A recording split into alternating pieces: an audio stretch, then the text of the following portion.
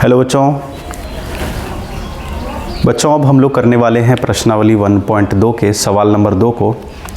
1 number का सवाल और 2 नंबर का सवाल हम लोगों ने कर लिया था।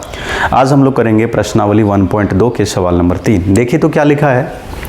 लिखा है अभाज्य गुणनखंड विधि द्वारा निम्नलिखित पूर्णांकों का HCF और एलसीएम ज्ञात करना है। बच्चों इसमें विशेषता ये है कि अभी तक जो हम लोग कर रहे थे, अभी तक जो हम लोगों ने HCF और एलसीएम निकाला वो 2 पूर्णांकों का निकाला, लेकिन यहाँ पे बच्चों 3 पूर्णांक है। आप देख रहे हैं 3 पूर्णांक है।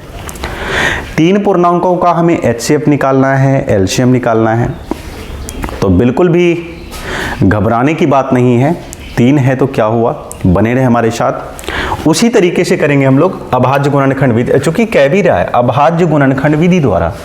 अभाज्य गुणनखंड विधि को हम लोग गहराई से जान चुके हैं कि अभाज्य गुणनखंड विधि क्या है। तो हम लोग अब हल करेंगे इसको। अभाज्य गुणनखंड विधि, तो सबसे पहले इसको खंड करेंगे।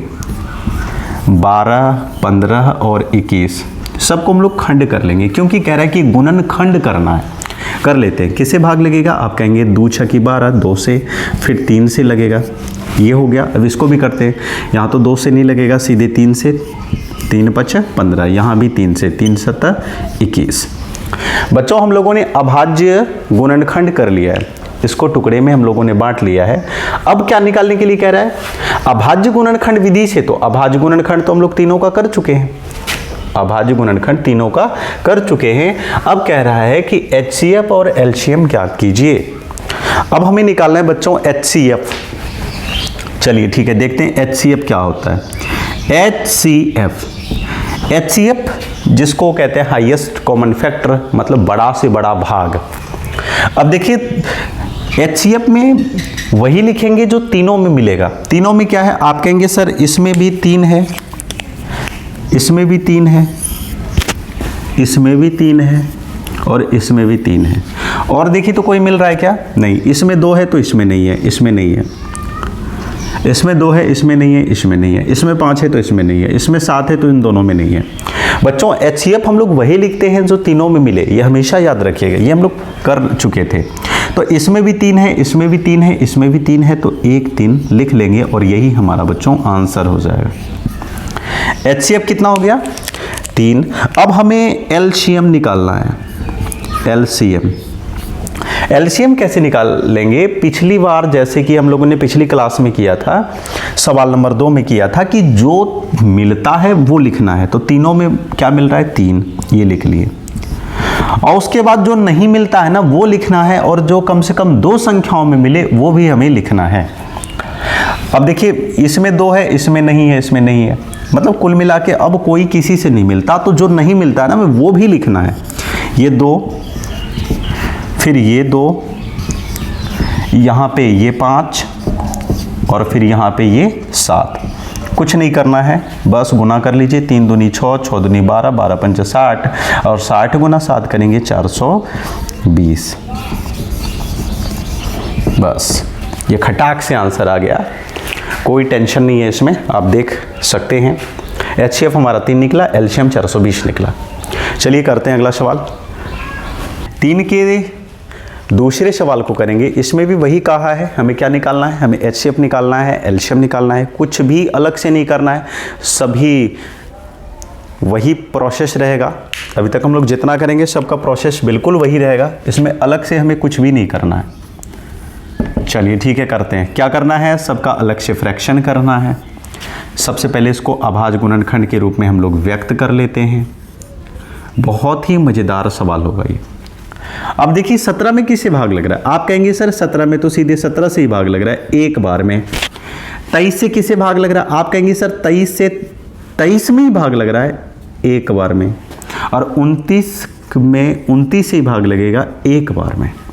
बच्चों फ्रैक्शन हो गया, हम लोगों ने खंड कर लिया है।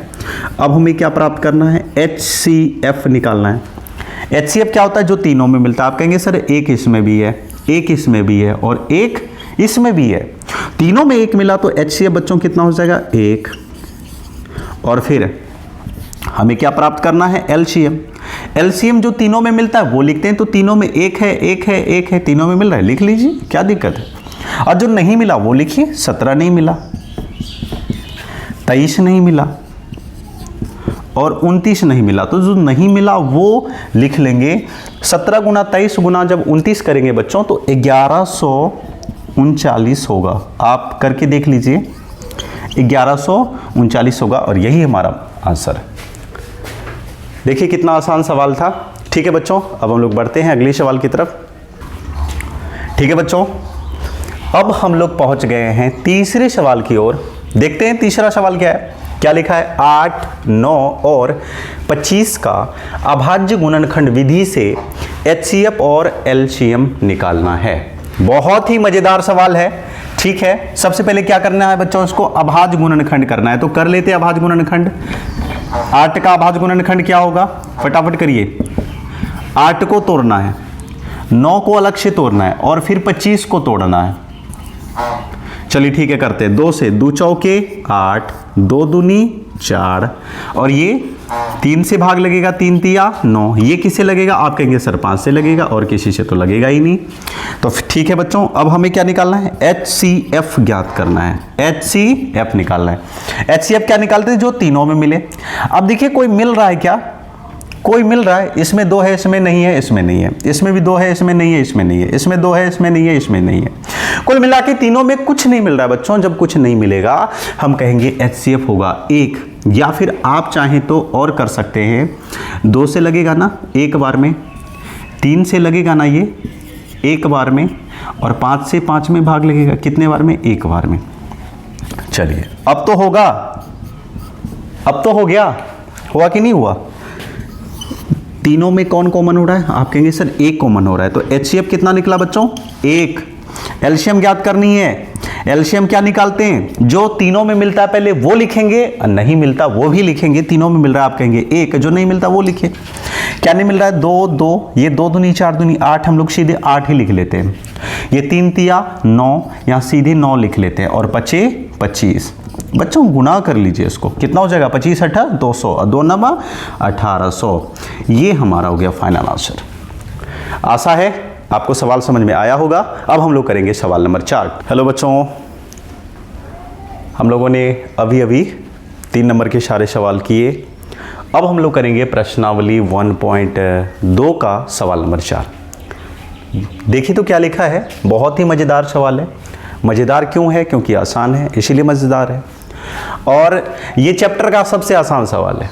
आप कहेंगे सर सबसे आसान, हाँ बिल्कुल आपने सही सुना, चैप्टर का सबसे आसान सवाल है ये जो आप पीछे देख रहे होंगे, हमारे पीछे ये लिखा है बोर्ड पे। क्या लिखा है देखिए तो, HCF 9 दिया है। HCF 9 दिया है, तो किसका HCF 9 दिया है, किसका, तो ये संख्या भी लिखी है। लिखा है कि 306 और 757। एक संख्या है 306, दूसरी संख्या है 657। 306 और 657 का जो HCF दिया है बच्चों, कितना दिया है, 9 दिया है। फिर कह रहा है कि तब 306 और 657 का LCM क्या होगा। याद है हम लोग जांच कर रहे थे, HCF और LCM को जांच कर रहे थे, याद करिए। सवाल नंबर 2 में हम लोगों ने जांच करने वाला किया था। जांच करिए, HCF और LCM भी निकालना था, उसको जांच भी करना था। तो उसी तरीके से हम लोग कर लेंगे। तो हम लोग यहाँ पे लिख लेंगे कि लिख लेते, थोड़ा सा बनाते हैं भूमिका। मान लेते हैं, माना कि A बराबर 306 तथा B बराबर 657। तब क्या, तब हम जानते हैं A गुना B बराबर क्या होता है बच्चों, HCF गुना LCM। यही तो होता है। A गुना B बराबर क्या होता है, HCF गुना LCM। A कितना है, आप कहेंगे सर A 306 है। B कितना है, आप कहेंगे सर 657 है। HCF कितना है, तो HCF तो दिया है 9 है। LCM क्या है, तो LCM कह रहा है बच्चों LCM ज्ञात करें। LCM निकालना है, तो LCM की जगह पे हम लोग LCM ही लिख लेंगे। अब देखिए क्या होगा, देखिए बच्चों, बराबर का मतलब भाग भी होता है। हम लोग बराबर में इधर भाग लगा लेते हैं। 9 की विभाज्यता का रोल क्या होता है? जो यदि अंकों का योग 9 से भाग लग जाए तो वह संख्या 9 से विभाज्य होगी। देखिए तो 306 में भी भाग लग रहा है और 6 5 11 7 इस सब में भाग इसमें भी लग रहा है, इसी में लगा देते हैं।